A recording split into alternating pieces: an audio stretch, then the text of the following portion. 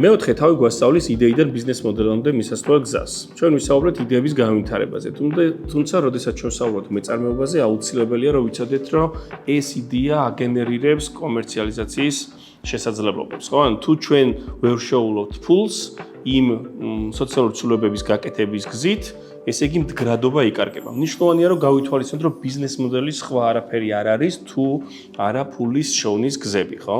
ანუ ჩვენ ერთ ნაწილში ვამბობთ, რომ სოციალური ცვლილებები უნდა მოვახდინოთ, რაც ძალიან მნიშვნელოვანია, თუმცა მდგრადობისთვის და ეს შედეგები რომ პრაქტიკაში მოვიტანოთ, აუცილებლად ბიზნეს მოდელი განმოვიტანოთ.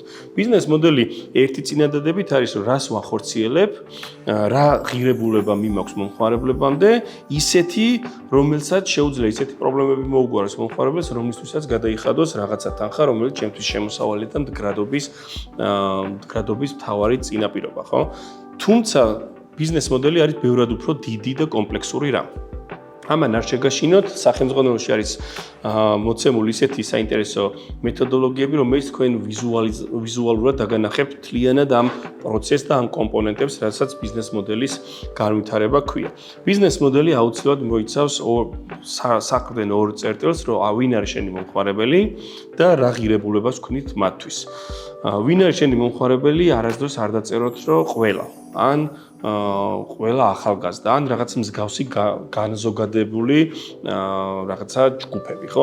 აუცილებელია რომ მიუთითოთ გარკვეული მახასიათებლები, რომელიც მე საბოლოო ჯამში დაგეხმარებათ, რომ იდენტიფიცირება მარტივად მოახდინოთ და რაც უფრო პატარა სეგმენტს აიღებთ პირველ ეტაპზე, მით უფრო მარტივად მოახერხებთ მათ კონკრეტულ საჭიროებებზე ღირებული შეთავაზების შექმნას, ფასეულ შეთავაზებასაც ეძახიან, ხო?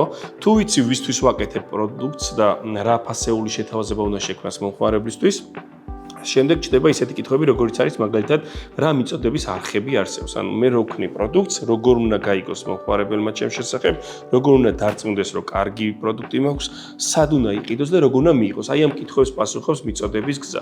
შემდეგი კომპონენტი არის მომხმარებელთან ურთიერთობა. ჩათვალეთ, რომ თქვენი პროდუქტი მომხმარებელს მოეწონა, მივაწოდეთ ინფორმაცია, იყიდა და კარგია, მომხმარებელი კმაყოფილია. თუმცა თუ საუბრობთ მდგრადობაზე, ჩვენთვის მნიშვნელოვანია მომხმარებელთან ურთიერთობის შენარჩუნებისთვის მოვიფიქროთ ისეთი მეთოდები, რომელიც დიდი ხნით გრძელვადიანად მათთან ურთიერთობის საშუალებას მოგცემს, ხო? შემდეგ კომპონენტი არის ბიზნეს მოდელის კანვას მეთოდოლოგიაში შემოსავლის გზები, ხო? ანუ ვიცი რას ვქნი, ვიცი ვის ვაწვდი, რა არხებით ვაწვდი და მთავარი კითხვა ჩდება, რომ რაში იხდის ფულს, კომერციალიზაციის გზები ეწოდება ამას.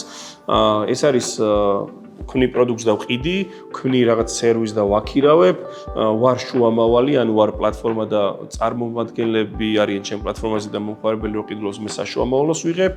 არის ეს ფრიმიუმი, რომელიც არის მეთოდოლოგია, როდესაც რაღაცას უფასოს ვთავაზობ, მაგრამ რაღაცის იქით შეიძლება ეს მოცულობა იყოს 3 თვე გავიდა და შემდეგ უკვე ფასიანი ხდება, ან ასე შემდეგ. ხო, ანუ ძალიან მნიშვნელოვანია ეს კომპონენტები, რომ გავიაზროთ რაც ბიზნეს მოდელს ავითარებს.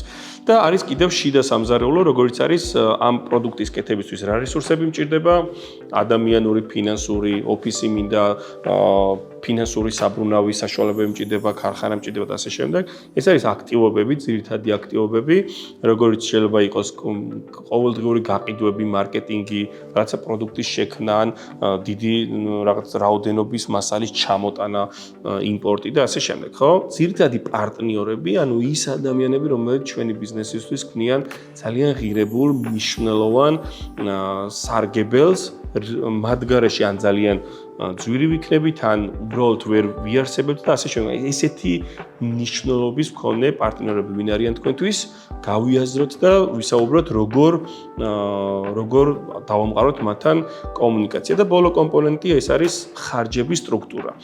საბოლოო ჯამში ბიზნეს მოდელის სხვა არაფერი არის თუ არა მომგებიანობის დანახვა და შესაბამისად მნიშვნელოვანია რომ დავინახოთ რა შემოსავალს ვაგენერებ, რა ხარჯები მაქვს და ბალანსში ვარ თუ არა დადებით ხარეს. სხვა შემთხვევაში ვიქნებით დამოკიდებული შემოწირულობებზე, გრანტებზე, რომელიც არასდროს არ არის მდგრადი, არასდროს არ არის გრძელვადიანი და თქვენი საქმიანობაც სოციალური ცვლილებებისთვის არის დროებითი.